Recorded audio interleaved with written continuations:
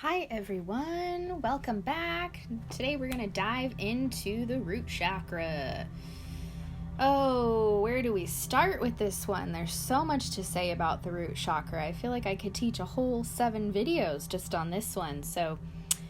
Well, first of all, what is the root chakra? The root chakra is at the tailbone, so it's at the very base of your spine. And really, this energy center is the basis of your physicality. It's how your body feels safe in the world. It's how you connect to your environment.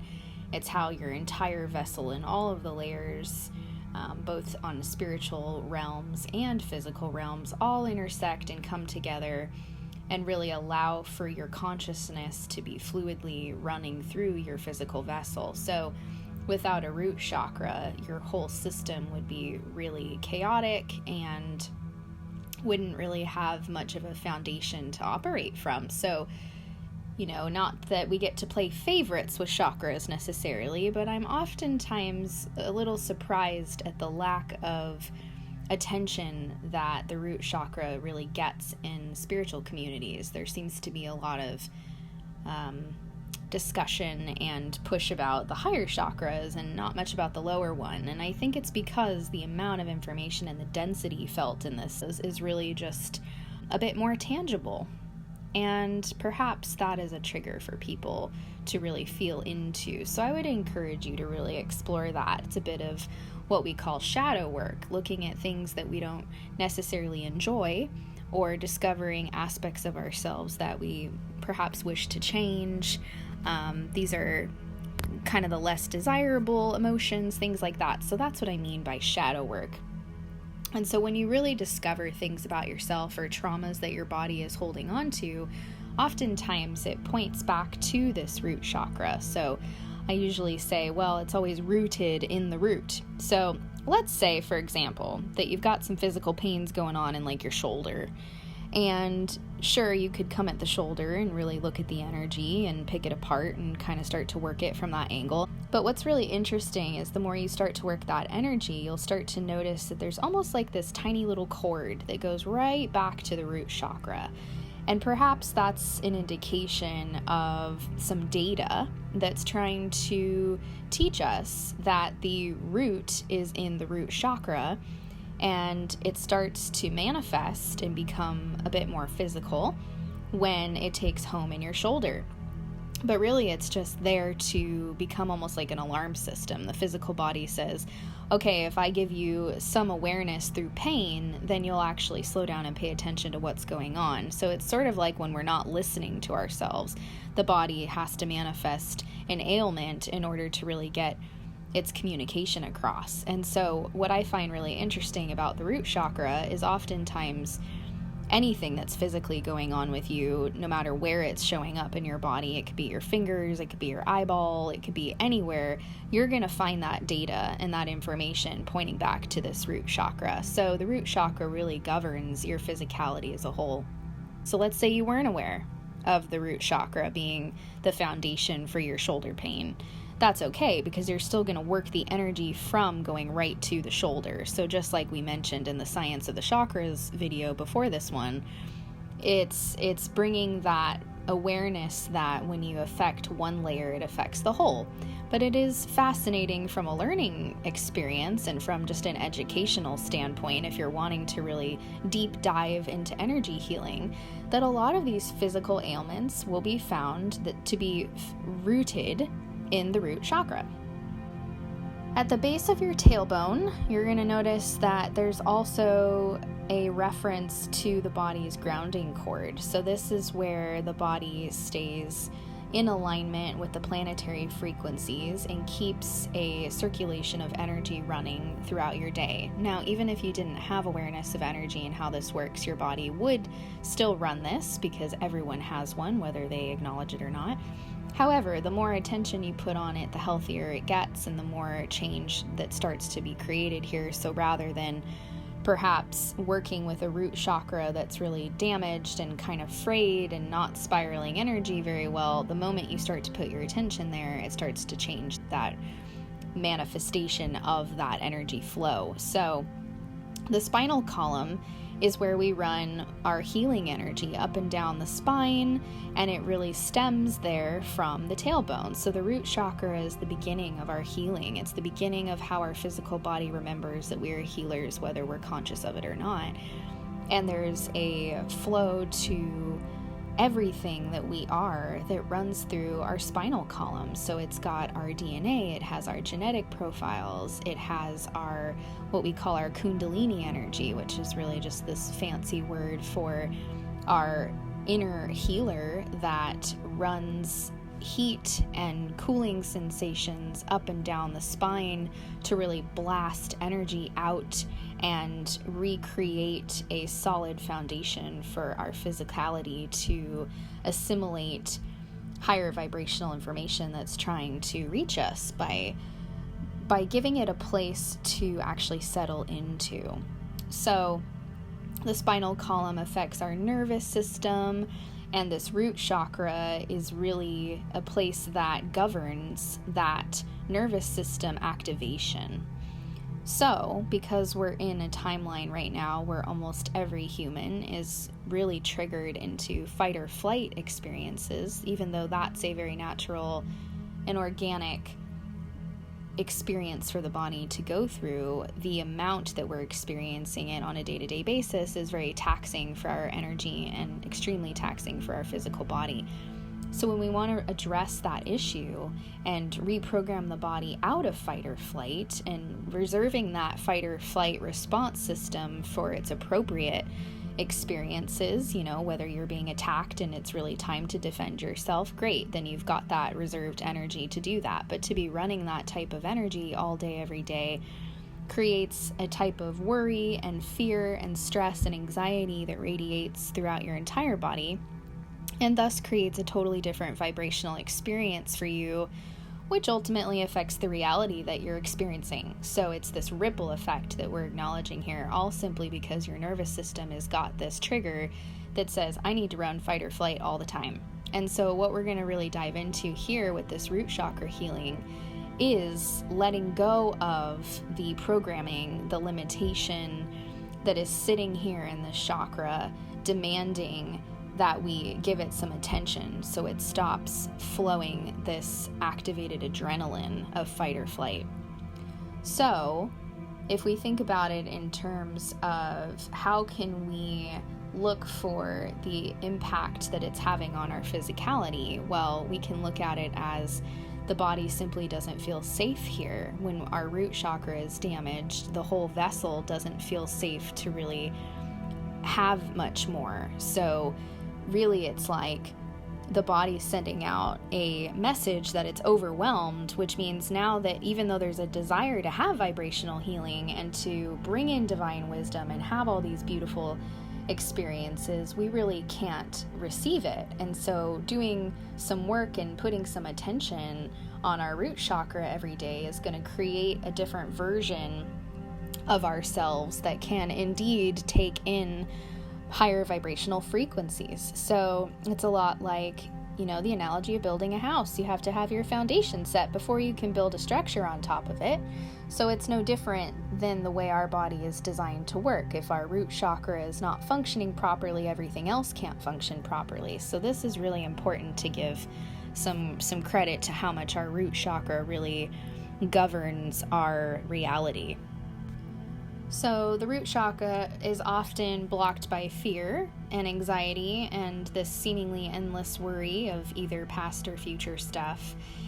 And it doesn't even really matter whether you know where the worry or fear is coming from. It's just putting your attention on the worry and the fear that's really important. It just needs what I call a hello, which is really just an acknowledgement that it's there. The body is constantly sending off what we call like the alarm system, which is really just your body saying, this hurts, look over here, which then forces your attention to actually look at the thing that's been trying to get your attention. So when things are hovering around unconsciously for so long, they start to manifest into physical things, which then become, our experience of pain or an emotion that feels heightened. And so finally, when we experience something like that, we settle into it and we actually pay attention. So the body is designed to work with us. It's not designed to attack ourselves. But when our root chakra is really out of balance, oftentimes it may feel as though our body is revolting against us, or perhaps that it's not working for us. It feels like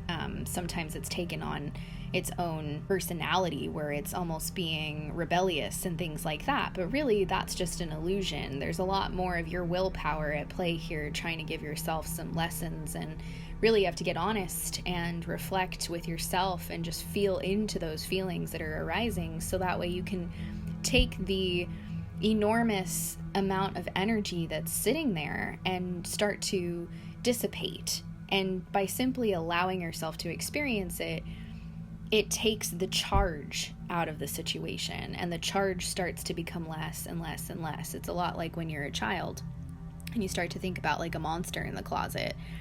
And when you first go to get close to the closet, you're freaking out about the monster in there, right? And then you open the closet doors, and then you have that fight or flight energy running through your body that's really, really intense. But the more you sit in it and the more you recognize, okay, nothing's really happening, everything's okay, I'm okay, then your fear starts to dial down and down and down until you're not afraid of the closet anymore. So it's very similar in the way that we approach our own healing, no matter what it is.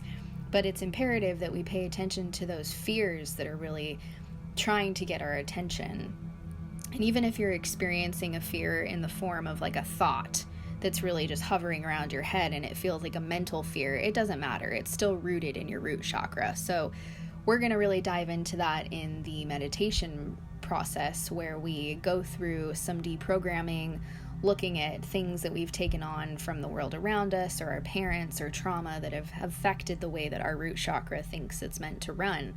And we're going to give it a new permission slip to really run for you, operating from a higher sense of willpower and tapping into that potential, and not necessarily operating from everything that it's known up until this point. So the goal in chakra work is always to bring a balanced energy center, to create a balance between what's essentially too much and then too little, and find the sweet spot kind of in between that's unique for you. So when we strengthen the root chakra, it's really strengthening our grounding and our attachment to the earth and our entire environment around us. And these are the sorts of things that we experience on a very natural level when we're in the forest, or we're in nature, gardening, or being barefoot.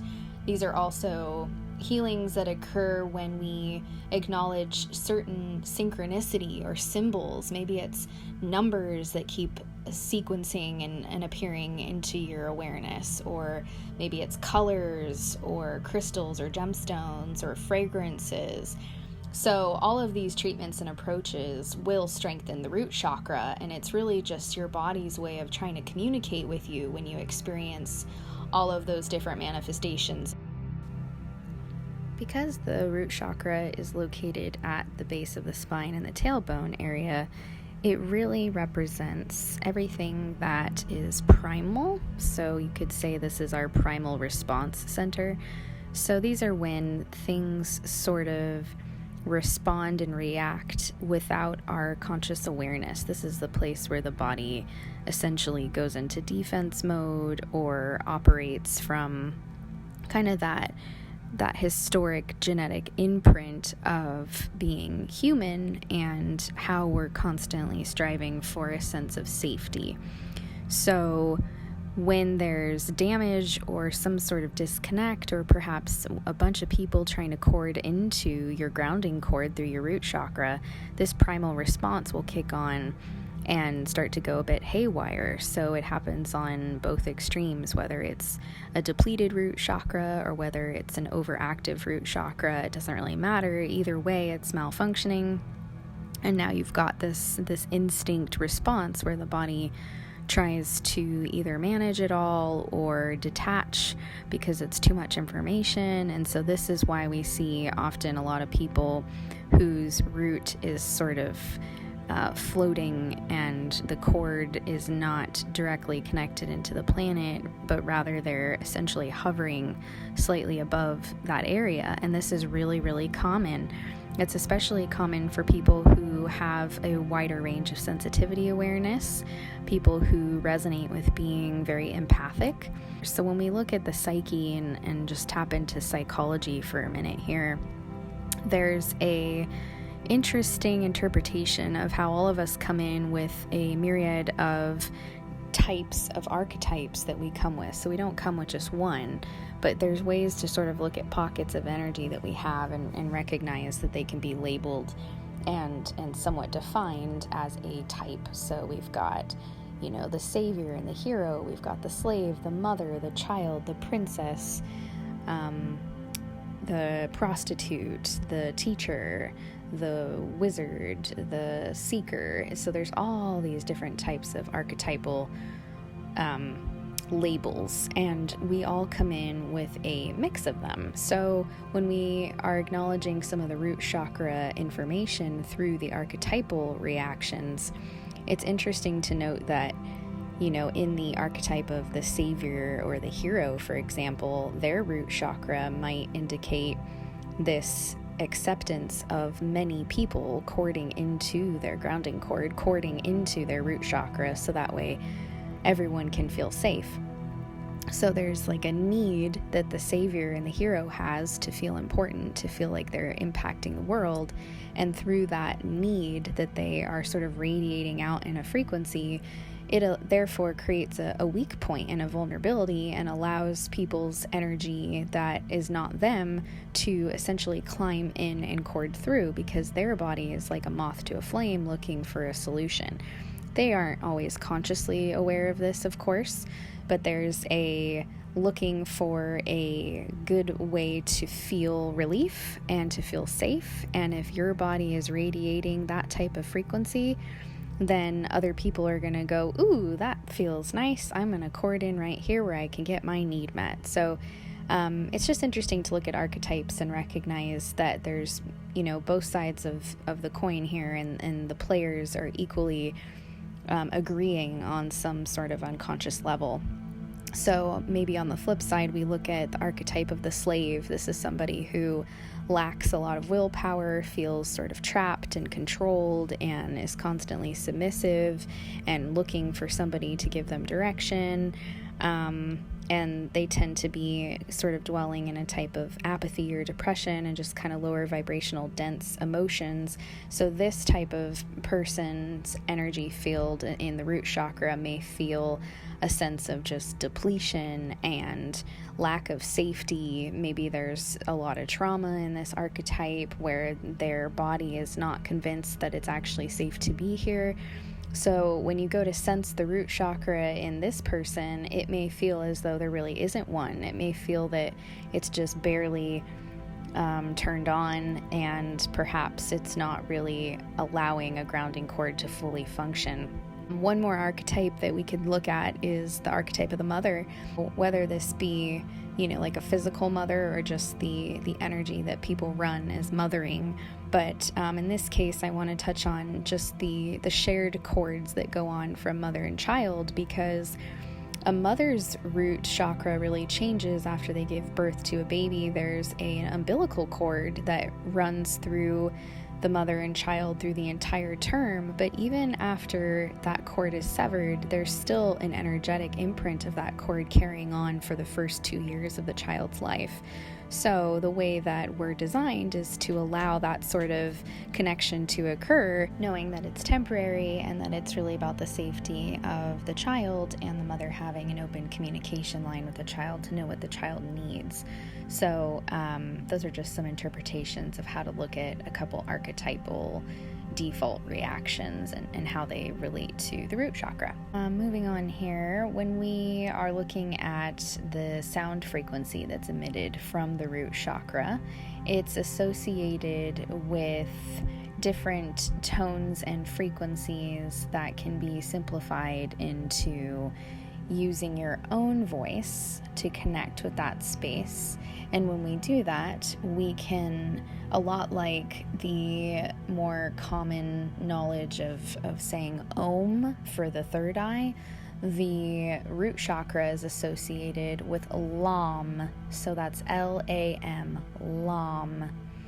And so the idea is that the more you use this as like a mantra, the activation occurs in this root chakra and you become aware of what's going on in that space. So that could look like the repetition in your own comfort, meaning the pace of it is really up to you. There's no right or wrong way to do this, but taking a deep inhale,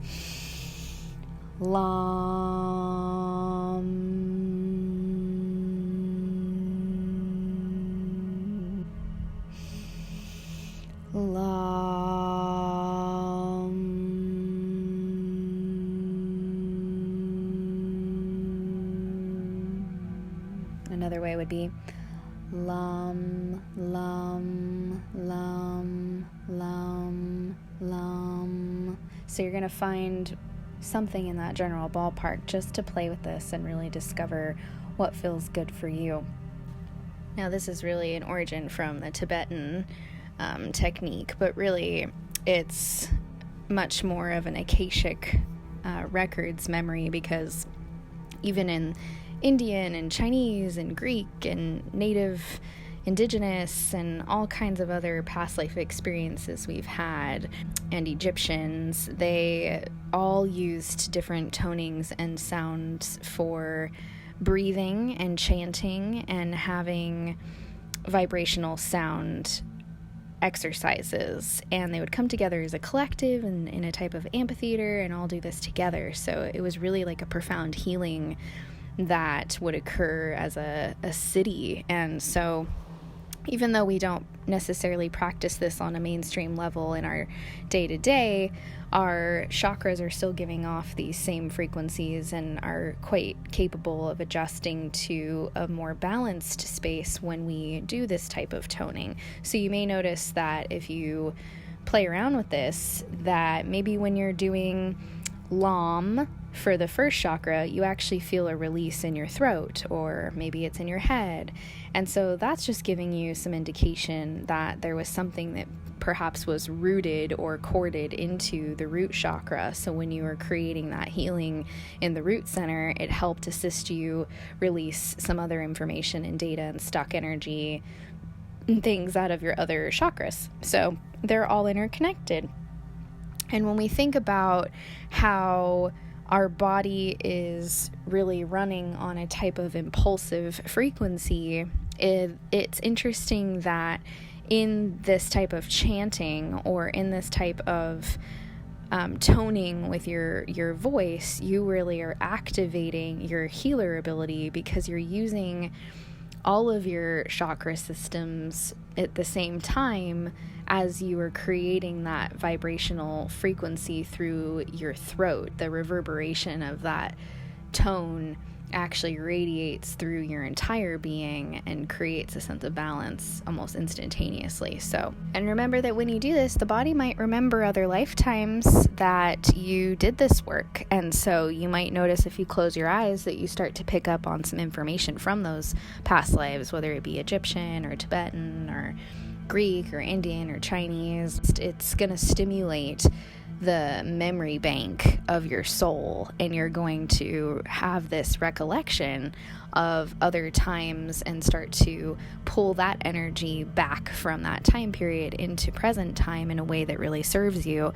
And in a polarity of that experience, you may also notice a release. So if there was an Egyptian timeline that you experienced this as a form of healing, but you also have a lot of trauma associated with that same life, you might use this activation to recall your power back from that lifetime and at the same time release all the trauma. So it can be a really powerful tool in even just connecting with past life information. And so most people really experience a type of soothing or relaxation from the sound that it brings to your body. It's like initiating a natural harmony and a type of higher alignment. And so through toning, you can provide like a soothing environment for the release of all the tension that you're holding. And so it's kind of like humming and how calming it is to your nervous system. And it also helps you have more awareness with taking deeper breaths and having the breath move from just the chest cavity actually down into the belly and really initiating that belly breath. So you might feel inspired to kind of sing afterwards, or to just hum along, or maybe other types of energy wants to just move through you. And so I really encourage you to just trust that impulse. And if it turns out surprising, it might actually be appropriate. And either way, it's really like regenerative for your healing experience to just be a bit more spontaneous, or be open to being spontaneous. And if not, that's okay too. But when we allow our voice to provide sounds, you can really feel the resonance. So now I really want to get into pieces of how the root chakra is associated with fight or flight. So we talked a little bit about it earlier, and I think just looking at how our body may have a tendency to want to escape. Maybe it really doesn't feel like it belongs here. Maybe there's a tendency in our past trauma to vacate the body in order to survive. So really we're looking at the center where the most trauma has occurred in a dense form.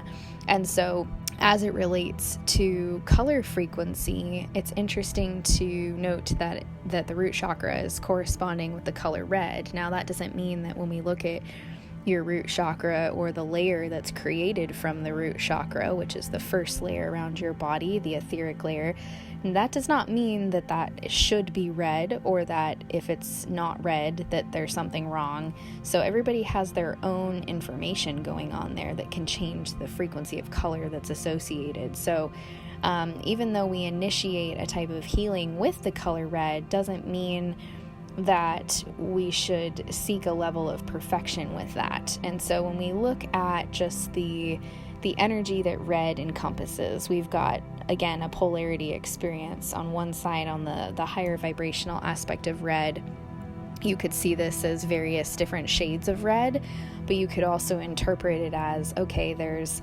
red that's like a passion. It's got like a burning passion that ignites in this red color. But then on the flip side, in maybe a more negative association, we've got red that's associated with anger and frustration and betrayal. And so there's kind of both sides to consider when we are recognizing how much red can offer a healing. So if we bathe ourselves with the color red, we're activating the body's passion, but we're also activating any sort of dormant energies that are lingering in our space regarding tension or anger or frustration or betrayal. And so it's going to activate and trigger those things and help your body release it. And so it's important to just recognize that color frequency has more of an intention to just clear and reset than it does like an actual efforted insistence upon the frequency being red. You may get a purple color in your root chakra and start to think that maybe something's wrong. I don't want to have that implication that there's something that needs to be corrected.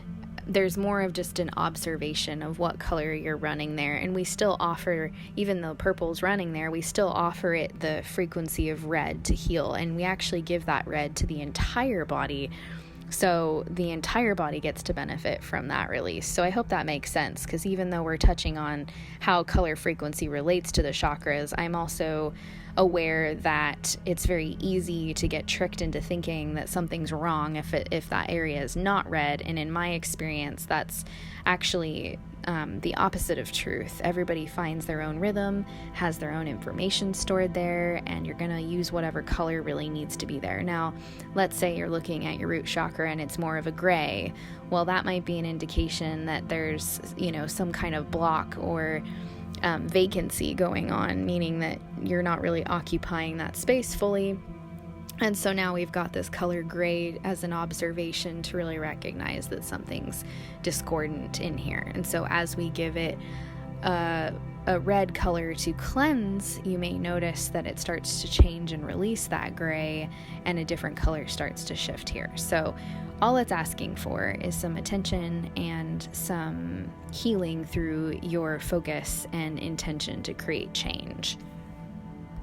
And because the root chakra is directly associated with your physicality, this is a type of chakra that when we really work on vibrational healing here, we notice that there's like an emotional release.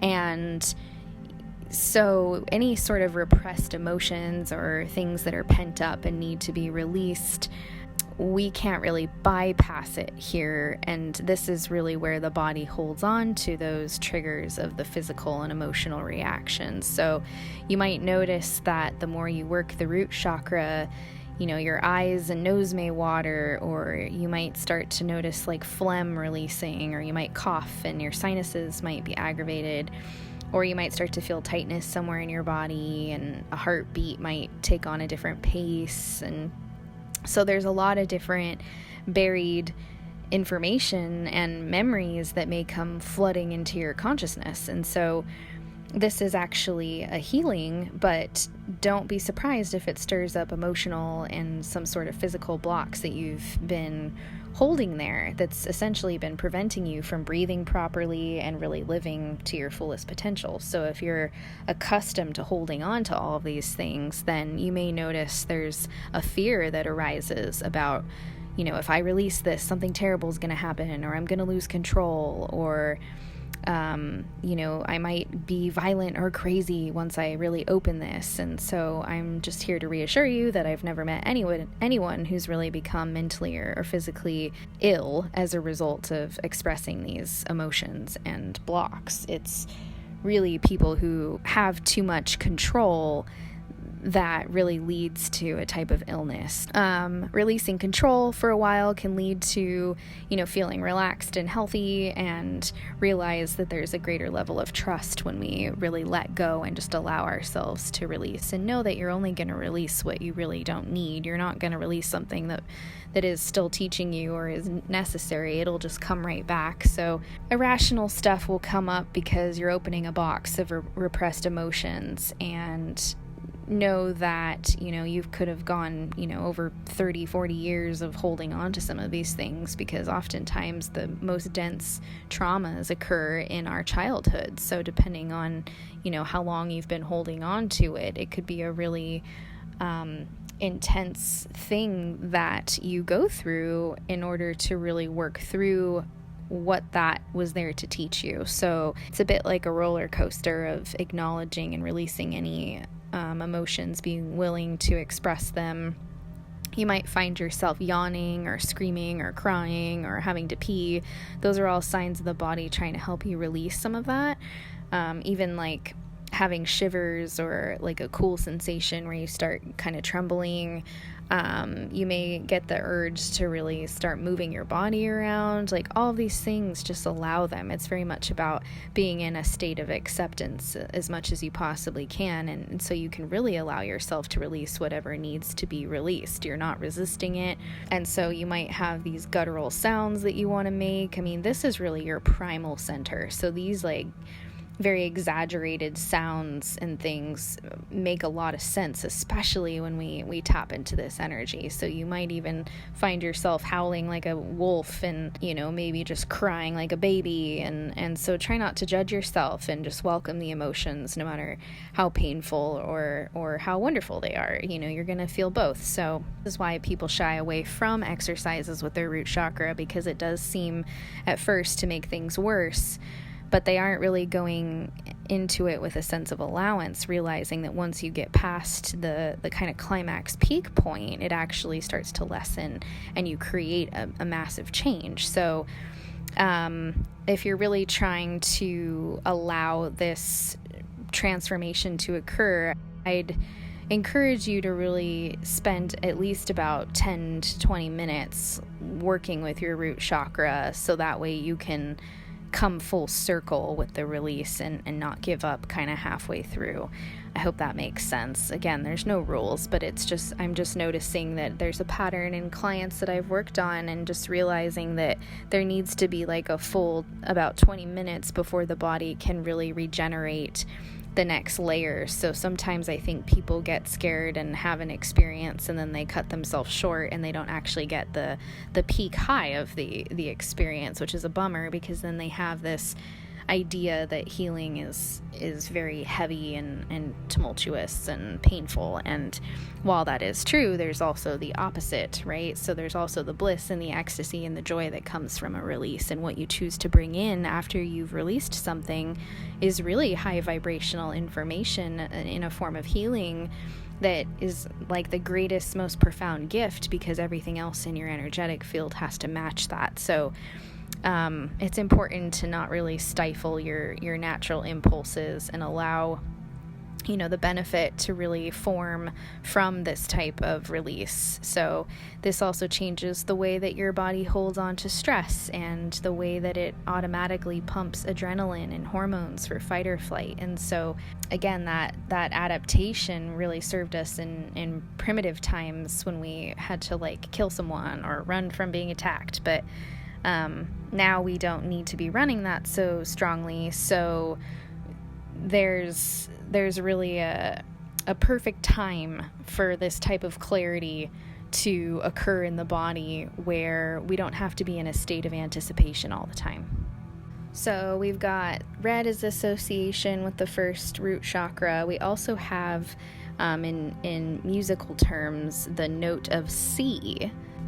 So anything that's in C is actually going to activate your root chakra center. And then another interpretation of toning is the letter E, but it's pronounced like in the word red. So it's like so not E, it's more So those are, again, kind of a musical interpretation of what's going on associations of the root chakra. So you can play around with that. You can use instruments and play in C and know that you're activating the root chakra, or you can play around with making different tonal expressions through your throat center and just notice what occurs for there for you as well. So now I want to get into a bit of what the root chakra holds on to as far as data information. So when we are young children, we experience a lot of natural responses to certain types of events in our life, or perhaps some type of repetition that keeps happening in our experience, where by the time we become about 3 years old, we have some form of reaction to disbelief in our own power. We might even have experienced a form of pain through rejection.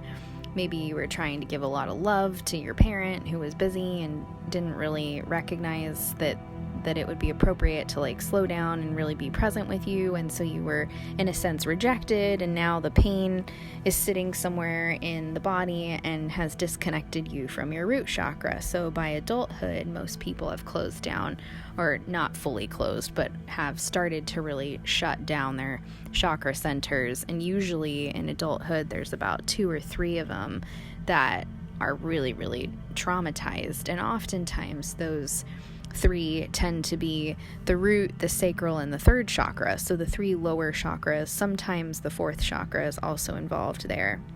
So it really depends who you are and what's going on. I mean, I've seen throat chakras almost closed as well. So there really isn't a very standard, but just kind of generically looking at people who aren't even doing energy healing work and just going about their day. Like if I were to sit in a coffee shop and just observe people, I would say the average would be people's root chakra and sacral chakra and 3rd solar plexus chakra all being very traumatized and not having a lot of flow to the chakra itself, which is an interpretation that it's almost closed.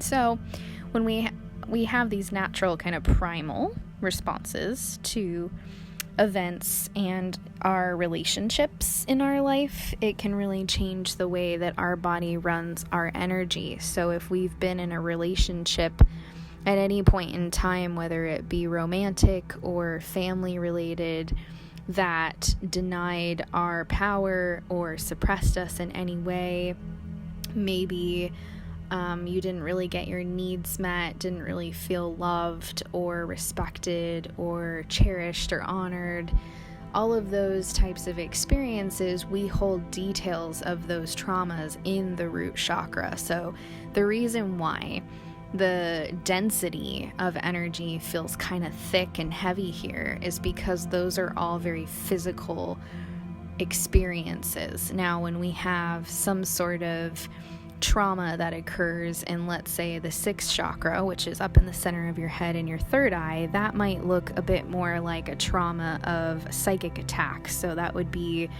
an event where perhaps somebody was very upset with you and didn't like the way that you chose to end a friendship or something along those lines. And so as they move on with their life and they have these thought patterns that reoccur where they keep thinking about you and thinking about the situation and the circumstance and how it all played out, that can end up showing up in your energetic field as a form of psychic attack, because what they don't realize is every time they're thinking about you, they're actually sending energy to you, and then your body is having to manage that experience of receiving their energy. So this happens to even our root chakra, but it's different in the form of how the information is held. So when you check in with that density of the psychic attack in the sixth chakra, it almost has like a lighter quality to it. It's still not pleasant. It's still not a preferred energy, but it doesn't have this like heavy weightedness that you're going to feel when you tap into those attacks that have occurred in your root chakra. So on that same line of experience, let's say that there was a really big trauma that occurred between you and that friend where you actually feel threatened by them. Maybe you no longer feel safe being around them because something really crazy and chaotic went on. Maybe there was some form of, victim perpetrator archetypes playing out, or maybe even a true violent attack of some sort. Well, then that would end up showing up as another form of psychic attack in your root chakra. And that would have a really intense kind of sharpness and heaviness to it that could actually sever your ability to really connect with your own energetic center. So depending on how much your body has assimilated the responsibility for resolving that situation, these would be subconscious beliefs, that will change the way that the psychic attack shows up in your space. So what does that mean for you when you're scanning your body? Well, it means that when you start to feel something that doesn't feel quite right, or it feels heavy, or it feels like it shouldn't belong there, really the method to resolve it is to start asking some questions and kind of sit with it and allow the information to start to unfold for you. So it might be like a sudden knowing, or a flash of a picture plays by, or you see that person's face, or you start to look at, the kind of weird, funky energy that it's brought into your body. There's so many different ways to experience tuning in. But the point is that no matter how you receive the information, no matter what sensory ability you're using to really translate that data, it's important that you ask the questions. So the body responds to the Q&A system, where you go, okay, that doesn't feel very good. This feels dense. This feels heavy. It almost feels like a brick in the base of my spine. Who does it belong to? Is it mine? Where did it come from? And you sort of just sit with that, and you wait, and you keep breathing, and you keep your attention focused there, and then you allow the information to start to unfold for you. So that's really the simplest, most effective way to tune into something and get more answers. And then as you start to uncover why it's there, like let's say that it is this friend that, is essentially, I guess, an ex-friend now, but say that there was an experience where you discover something in your space from that person, you have a choice to then send that energy and put it in like a little balloon and send it to source energy and recycle it to the universe. Or if it's that other person's energy, you can simply send the energy back to that person, because truly all of their energy belongs to them. So if you find a cord from somebody, you can disconnect the cord and send the energy back to them. So it's really up to you what you're feeling inclined to do on an intuitive level, and know that your guides are there supporting you and helping you, but they also want to give you the driver's seat to play around with, so you can really fulfill your desire to be more in your willpower, because they recognize how capable you really are to do all of this work. They're just there to really help assist you, almost like when you've got training wheels on the bicycle. So by adulthood, we've really experienced an enormous amount of trauma in our root chakras, regardless of who you are. Every single person has some level of trauma that shows up there. And so it's not that we need to get to a point where this space doesn't remember trauma. It's never really going to let go of the energy to that degree. But what we do want to do is desensitize this area from having to hold on to that information so strongly that it's sending these like alarm signals throughout the body. So know that you'll always be able to tap into your root chakra and find these information, almost like a library bank that's stored in the body. But the difference is that you arrive at a level of neutrality through the perspective of healing it, where then it doesn't have this enormous energetic pulsing charge that then attracts more of that to you. So when we look at patterns of repetition in our life and how we, maybe seem to attract the same type of partners, and maybe it's not a very enjoyable experience, maybe it's kind of toxic, maybe it's, I'm a giving person and I always attract these very needy people or things like that. These are all sorts of archetypal agreements that you're going to find housed in your root chakra, because this is where the agreement is really sitting. So I guess what I'm saying is the importance of paying attention to your root chakra is really just validating that you get to be more in charge of your vessel. You don't have to give your power away. You don't have to allow anyone into your body or space at any time. But the fact that we've become somewhat complacent as a society and we've ditched this awareness of our physical vessel and we're more operating from the mind, it's made it very dangerous as far as our lack of boundaries, because this means that our unconscious is running rampant and it affects us physically, and we're sick and we're trying to resolve it through all these other ways, when really it's that there's a lack of a boundary that needs to be addressed in order to discontinue the repetition of this pattern showing up. So when you do have toxic relationships that keep looping and patterning in different experiences over and over again, and you're wondering why, well, it's because there's so much of that vibration from that trauma being carried in your energetic centers that you're now becoming like a vibrational match to that type of experience. And it's not to punish us. It's not to be like, well, this is what you deserve and this is all you're capable of having. It's really there to awaken us, to shock us into the awareness that, okay, once I know that this is occurring and that this is a pattern, now I need to just shift my attention into the acceptance that somewhere in my body I'm saying yes to that type of experience. And then we start to question it. Why would I say yes to that? What do I gain in this type of experience? What did it teach me? And it might seem like a stretch at first to go down that rabbit hole of a perspective of how something, so tumultuous or unenjoyable may have been there to serve you, but you'll find the information. It just takes some practice to really look at different perspectives of the same experience. So it's really helpful in like a tango between yourself and another person. This is a really great way to acknowledge different perspectives. So you want to visit your perspective, how it affected you, what it ultimately taught you, and perhaps it's made you a stronger person going forward. Well, that's the higher aspect of acceptance. But you also want to flip the script and look from the other person's perspective. What were they seeking? What was their need? What did they get out of it? What kind of energy are they running? And so you start to become a bit more observational in your experiences, and that helps you shift out of judgment and into a higher level of neutrality, which is where transformation truly occurs and actually takes home in the body.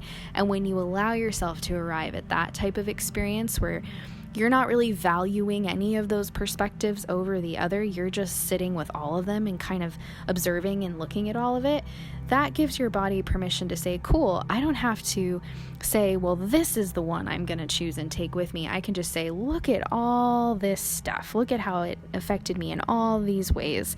And this person that tangoed with me here experienced it in all these ways as well. And so you become a bit more neutral, and the neutrality allows the change to occur. So that's a type of higher vibrational perspective viewing that's not to say, oh, I'm complacent and I just surrender to everything. It's saying I can see all of these multitudes of perspectives and I don't really have to choose one over the other.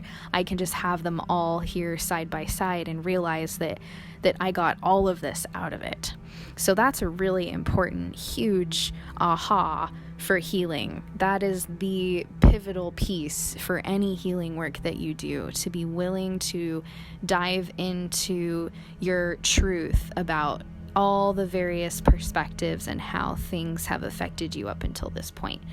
So this ultimately shifts your vibration, which disconnects you from the need to have that repetition play out again. So you're going to really disconnect those patterns, and because your body's going, look, you've got the lesson, you see the perspective, now we don't need to experience this again because we've finally gotten everything that there was to get from that, and now we're moving on to the next chapter. So that's how you find the true release and disconnect from the blocks that occur there, and to detach yourself from agreements that are happening on a very unconscious or subconscious level, where you end up experiencing a multitude of less desirable experiences. So the root chakra is always going to have a type of intensity to it when you dive into the traumas and things that are stored there. You're going to notice that there's almost a timeline from your birth through your early childhood, mid-childhood, teen years. You can follow that entire timeline of your existence all the way up until now, and you can really play along with how your root chakra has really served you this entire time, but also look at the areas where perhaps it didn't feel like it was serving you, where it felt like it was so bogged down that you couldn't really function in your fullest potential. And so really just having this study and observation about yourself is really key to allowing your root chakra to let go of some of the density of that information. Again, you can always tap in here like a little portal and pull up that information, but it doesn't need to be so present, hanging out like a brick in your space.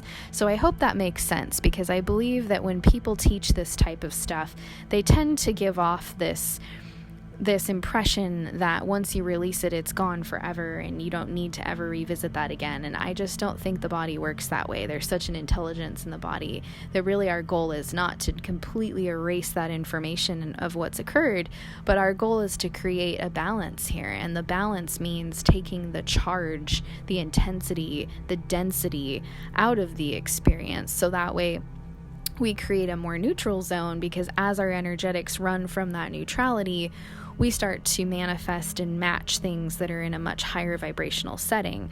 We can't match those things when we're holding on to this brick of heavy, muddy, density, icky trauma. So all it wants is your attention, so it doesn't feel like it needs to hold on to it in that way anymore. And instead, it just looks like a tiny little seedling that you can tap into if you ever need to find that information again. But it doesn't need to be hanging out like a annoying little monkey on your shoulder going, okay, today we're going to feel pain all day long because the root chakra is having a real difficult time processing information.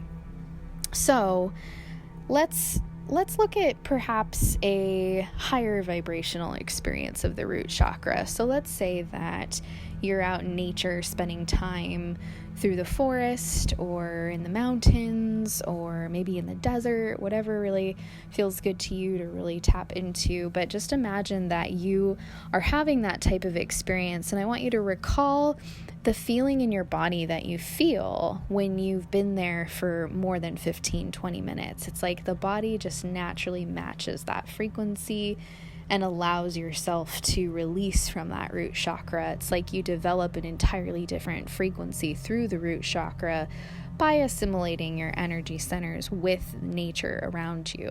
So this can occur even just in your backyard, or something as simple as like being on a park bench next to a tree. It doesn't have to be this really intensely retreat-oriented type experience, but these are very easy and simple ways to initiate a really profound change in your root chakra and in the body's connection to the planet.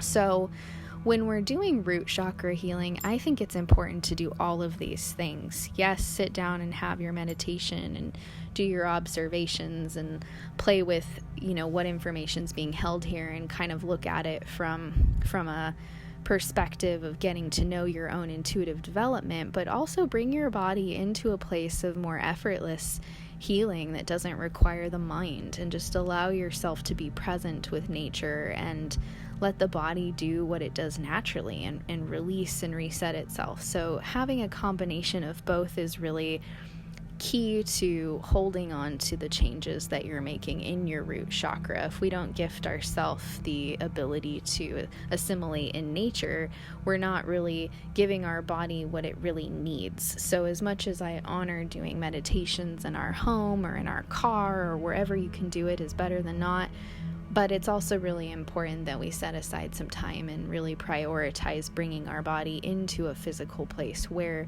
nature is occurring so we can actually release. So with that being said, even in our household, how can we reach some level of release? I think the closest thing that I've found is being in a bathtub or being in the shower and using the molecules of the water to release your body in a very similar way that nature does. Now, it doesn't quite have the same release effect that feels almost like a high. It's hard to explain, but there's an experience of being in nature where you kind of get this, almost like you feel really light and airy, like you can kind of bounce around and the density isn't so felt. But I think it's really hard to feel that in a shower experience or in a bath experience, but it gets really close. So I would say that it's a bit more on the preventative side. I think it's better to have a repetition of showing up in a place where you're already occupying the bath or the shower just to clean your body. It's a nice added bonus to just look at it as a preventative measure for doing some chakra diagnosis and having a response to whatever's going on in there and initiating some intentions to release and things like that. So the quality of reset and renewal is fairly high, but it's nowhere near as high as just spending some time, walking around in nature or sitting somewhere with the grounding forces just being so fluidly around you. And perhaps you could look at this as assistance from nature elements to help your body match their resonance frequency. And so that's why it becomes even more effortless, as you've got support of other little beings that are showing up to initiate this change. Because as you create that change in yourself, the ripple effect is that it affects them as well. So it's a win-win across the board. And even on a celestial, cosmic spirit guide recognition, they tend to remind us often that as we create big change here for ourselves, we allow them to create changes. And so we evolve together. And even though they can have more of a knowing perspective where they see things outside of the body a bit differently than we can perceive, we are truly equal, and having this experience where as they grow, we grow, and vice versa. So they're really there to assist us in these types of release and renewals because it benefits us and also benefits them. So now we're going to get into how the root chakra actually creates the etheric layer that is the first layer in your aura. It's the one that's closest to your body. So as mentioned in the previous video, you can really sense that layer quite easily, especially as you allow your eyes to just gently gaze at the perimeter of something living. So whether it be an animal or a plant or another human or yourself in the mirror, or even holding your hand out, slightly farther away in front of you, a few feet, and you just let your eyes softly gaze at it, you start to make out this kind of glow around the physical body. Well, that's the beginning of being able to actually see that first layer. So when it comes to reading energy and just running energy through the energetic system to where you can actually interpret data, it's really simple as taking an initiative to dial down this root chakra. So what does that look like? Well, initially we say hello to the grounding cord, we potentially create a new one for ourselves if the old one was damaged, and we just reset the foundation here in the root. And as we get that earth energy running up the channels of the body, which we'll get into this in the meditation portion, you'll start to notice that there's like a loop of energy that's running through the body. Well, likewise, there's a loop at the bottom from up to the third. So first, second, third loops down, the grounding cord connects with the planetary energy. There's a symbiotic channel that opens up and creates a loop from the top of the crown, rushing down the body through the center of the head, the throat, and the chest, meeting that earth energy right there in that third center in the solar plexus, where it swirls together. So we've got the earth and the cosmic energy creating almost like a yin yang going on inside the third chakra. So when we acknowledge the root chakra's role in this, we can see how creating first and foremost that foundation actually allows the remainder of the higher chakras to come into full present moment awareness, and the data and information becomes a lot more effortlessly translated through our system. So if we don't give our root chakra any sort of acknowledgement or attention, and we just attempt to dive into looking at energy or sensing energy, it might just be a bit muddled because the foundation isn't super clear. So we learn to dial down the root chakra, because in the event that you are someone that resonates with this idea of running fight or flight energy, what might be happening is when we look at the percentages of how open the chakra is, it's possible that your root chakra might be operating at like a 70%, which is like very, very high.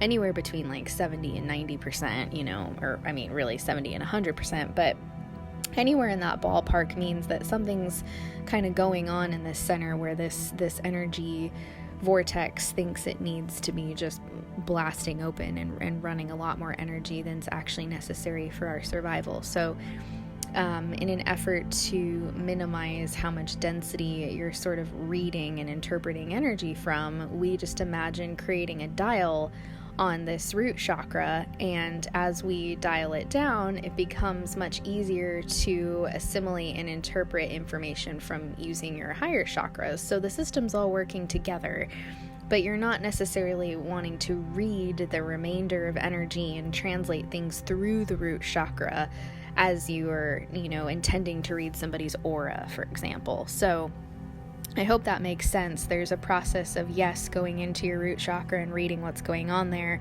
but in your just kind of generalized attempt to read somebody's energy field, it's not quite wise to be reading from your root chakra. It's much easier to actually bring your awareness up into the higher chakras and take a peek at what's going on in the root chakra from those higher chakra perspectives. And we do that by simply dialing down that channel. So if you're operating at like a 70% in your root chakra, then just imagining like the little dial on your oven where you're setting the temperature, just dial it down to about 10%. And I want you to just notice when you do that shift in your body. It's almost palpable. You can really sense like a pressure that sort of leaves your space, and it's really interesting, and it's different for everybody, but just that sensory awareness of the change of bringing that to a 10% can be a wild experience in and of itself. So when we tune into reading the layers of the aura, when we recognize that the first chakra, the root chakra, creates that first layer, we can read information that's being held in the root chakra by just tuning into the layer. So how do we do that? We just create the intention of, I want to sense what's going on in the first layer of my aura, or I want to tune into so-and-so's first layer of their aura.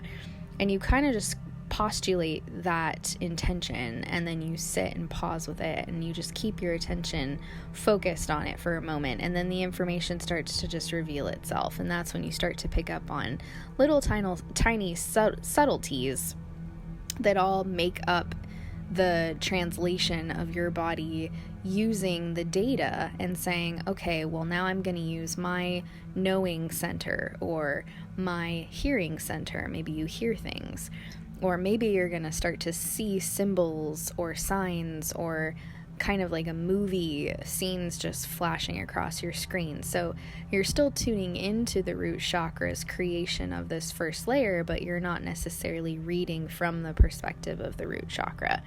Now, by all means, you could play with reading through the root chakra, and what you'll discover is that you get sort of trapped is the wrong word, but you almost get a sense of not being able to really see or sense the higher vibrational information because it's not really housed in our root chakras. The density of what this chakra holds on to makes it really difficult to find that kind of higher, lighter vibrational frequency. So it's not that it's not there, but it's just not as palpable as the remainder of the chakras. So if you do choose to play around with this, you may notice that reading through your root chakra makes you feel things more than you can see them. Or you might really get that intense, empath sensation of being able to feel what somebody else is feeling or what you were feeling at the point of this trauma. And those are all beneficial. They're just not as enjoyable as far as long-term ways to approach doing energy healing work or reading energy for people. Like if I were to have one-on-one sessions and read everyone from my root chakra, everything would appear to be information that's kind of dense and heavy and kind of primal. It wouldn't have as much of the higher aspect of where you're going and what you're looking to achieve in this lifetime. Like all those sorts of informations really aren't housed here in the root chakra, so you would sort of miss out on all that information. So again, I'm a playful experiencer. I love to just dabble along and try different things. So play with that. Play with reading through your root chakra. Play from doing that and then switch into, okay, now I'm going to run that energy up my spine and I'm going to keep my attention focused in the center of my head. And now I'm going to look at my root chakra from that perspective and just notice the difference. It's important to play along so you have a frame of reference on what the difference really is. So in this first layer, some information you might find might be related to environment, your physical surroundings, where you live, where you've lived before, how your body relates to the energy of the places that you've lived or are living.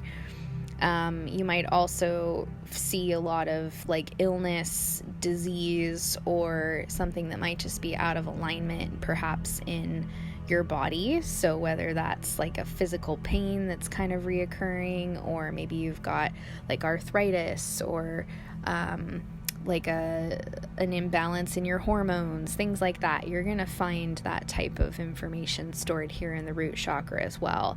You're also going to see a lot of your family line energy in here. So genetic profiles on both your mother's side and your father's side. And if you were adopted, then you're going to have, many sets of information in here.